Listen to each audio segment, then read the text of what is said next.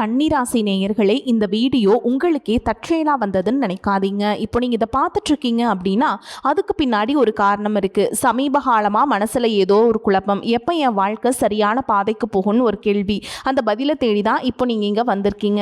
நம்ம எல்லாரும் ஒரே மாதிரி இல்லைங்க. ஒவ்வொருத்தருக்கும் ஒரு தனி பாதை இருக்குது. சில நேரம் அது நம்ம கைக்கு எட்டாத மாதிரி தோணும், சில நேரம் வாழ்க்கை நம்மளை சோதிக்கும்.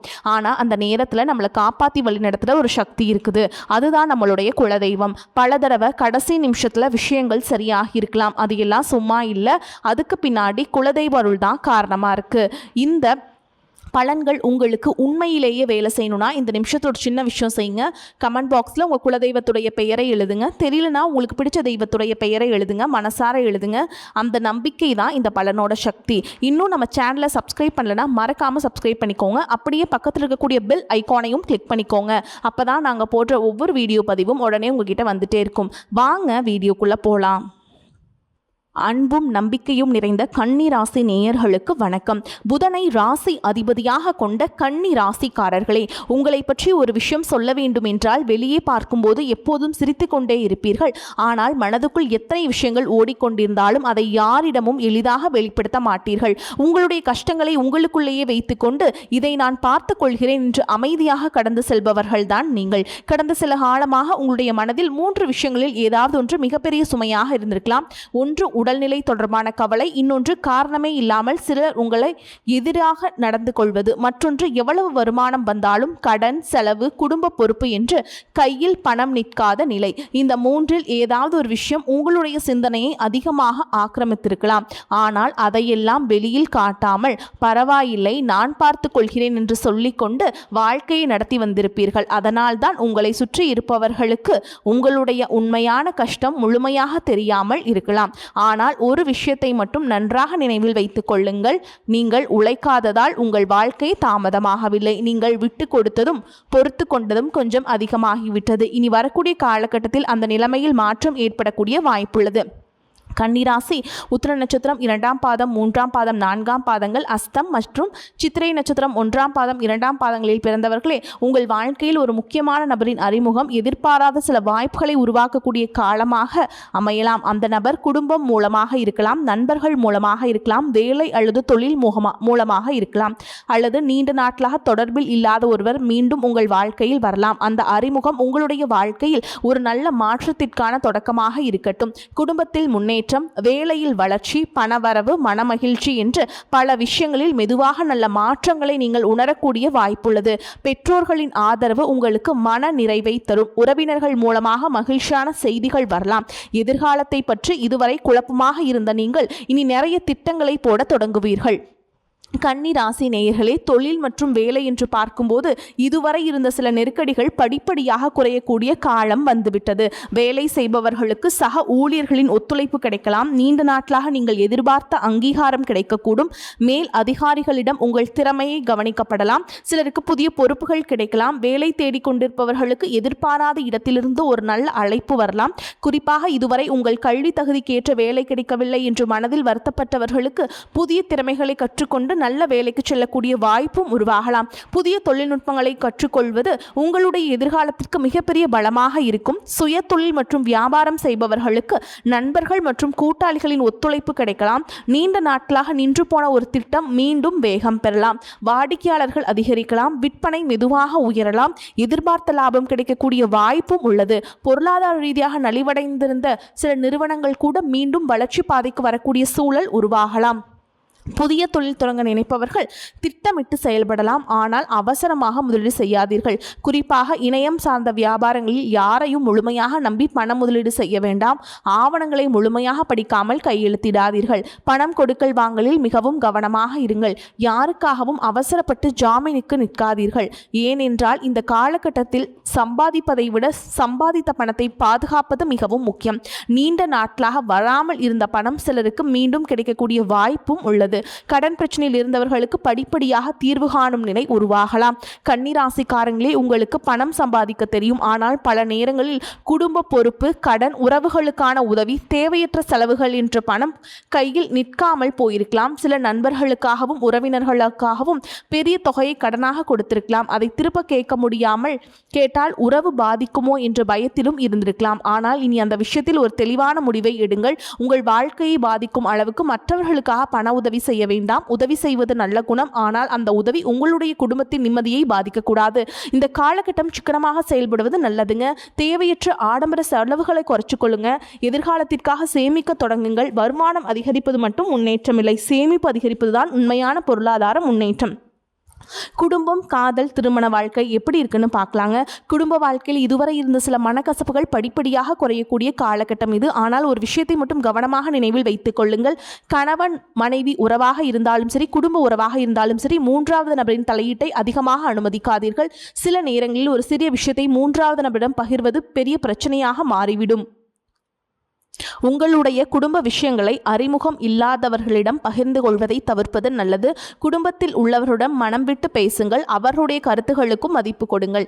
ஏன் என்றால் பணம், வசதி, சொத்து இவையெல்லாம் வாழ்க்கைக்கு தேவையானவைதான். ஆனால் வீட்டில் மன நிம்மதி இல்லை என்றால் எந்த வெற்றியும் முழுமையான மகிழ்ச்சியை தராது. காதலில் இருப்பவர்களுக்கு புரிதல் அதிகரிக்கலாம். தேவையற்ற சந்தேகங்களை தவிர்த்து பேசி புரிந்து கொள்வது நல்லது. திருமண வயதில் இருப்பவர்களுக்கு புதிய வரன் தொடர்பான நல்ல தகவல்கள் வரலாம். கடந்த காலத்தில் பல காரணங்களால் திருமணம் தடைபட்டவர்களுக்கும் புதிய முயற்சிகள் வெற்றியாகும் வாய்ப்பு உள்ளது. சிலருக்கு ஜாதகம், வேலை, சொத்து, குடும்பநிலை போன்ற காரணங்களால் திருமண பேச்சுக்கள் தடைபட்டிருக்கலாம். ஆனால் இனி சரி செய்யக்கூடிய விஷயங்களை சரி செய்து மீண்டும் முயற்சி செய்தால் மனதுக்கு பிடித்த வாழ்க்கை துணை அமையக்கூடிய வாய்ப்பு உள்ளது. ஏற்கனவே திருமணம் ஆனவர்களுக்கு கணவன் மனைவிக்கிடையே இருந்த மனக்கசப்புகள் குறைந்து மீண்டும் நெருக்கம் உருவாகலாம். சில குடும்பங்களில் நீண்ட நாட்களாக பிரிந்திருந்த ஒருவர் மீண்டும் குடும்பத்துடன் இணையும் வாய்ப்பும் இருக்கலாம். கன்னிராசிக்காரங்களே, இந்த காலகட்டத்தில் உங்கள் வாழ்க்கையில் வரக்கூடிய ஒரு நபர் முக்கியமான மாற்றத்திற்கு காரணமாக இருக்கலாங்க. அது காதலாக இருக்க வேண்டிய அவசியம் இல்லை, திருமணம் உறவாக இருக்க வேண்டிய அவசியமும் இல்லைங்க. சிலருக்கு பல வருடங்களாக பேசாமல் இருந்த உறவினர் மீண்டும் தொடர்பு கொள்வாங்க. சிலருக்கு சரியான நேரத்தில் வந்து தைரியம் கொடுக்கும் ஒரு நல்ல நண்பர் கிடைப்பாங்க. சிலருக்கு தொழில் மற்றும் வேலை மூலமாக ஒரு முக்கிய நபர் அறிமுகமாகி எதிர்கால வளர்ச்சிக்கு காரணமாக இருப்பாங்க. சிலருக்கு புதிய வாழ்க்கை துணை பற்றிய தகவலாக இருக்கலாம். அதனால் உங்கள் வாழ்க்கையில் புதிதாக வருபவர்களை உடனடியாக நம்பவும் வேண்டாம். அதே நேரத்தில் எல்லாரையும் சந்தேகத்துடன் பார்க்கவும் வேண்டாம். காலம் அவர்களை யார் என்று உங்களுக்கே புரிய வைக்கும். ஒரு சிறிய தொலைபேசி அழைப்பு, ஒரு சிறிய சந்திப்பு, ஒரு சிறிய உரையாடல், இவைகளில் ஒன்று கூட உங்கள் வாழ்க்கையின் அடுத்த அத்தியாயத்தை தொடங்க காரணமாக இருக்கலாம்.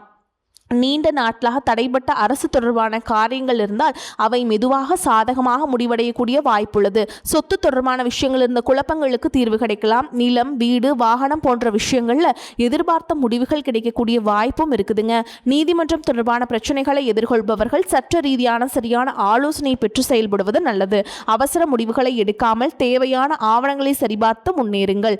கன்னிராசி நேயர்களே, இதுவரை உங்கள் லட்சியத்துக்காகவும் குடும்பத்திற்காகவும் கடினமாக உழைத்து உங்களுடைய உடல் நலத்தை நீங்கள் புறக்கணித்திருக்கலாம். வெளியில் தெரியாத சில சிறிய பிரச்சனைகள் தொடர்ந்து உங்களை தொந்தரவு செய்திருக்கலாம்.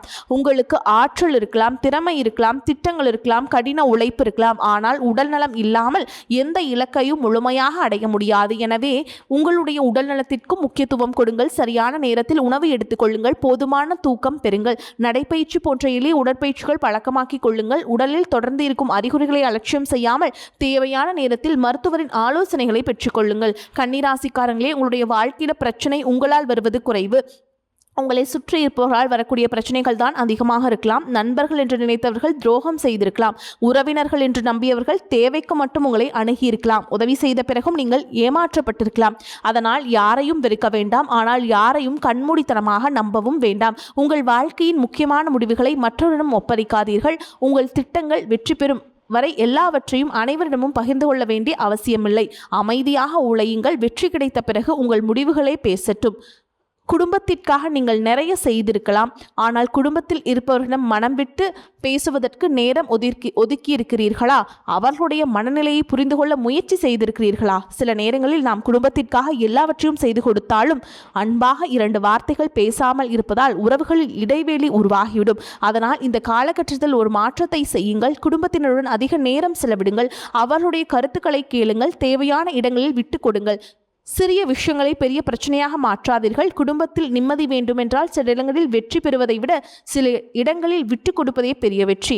கன்னிராசி நேயர்களே, இந்த காலகட்டத்தில் இறை நம்பிக்கை உங்களுக்கு மன வலிமையை கொடுக்கக்கூடியதாக இருக்கும்.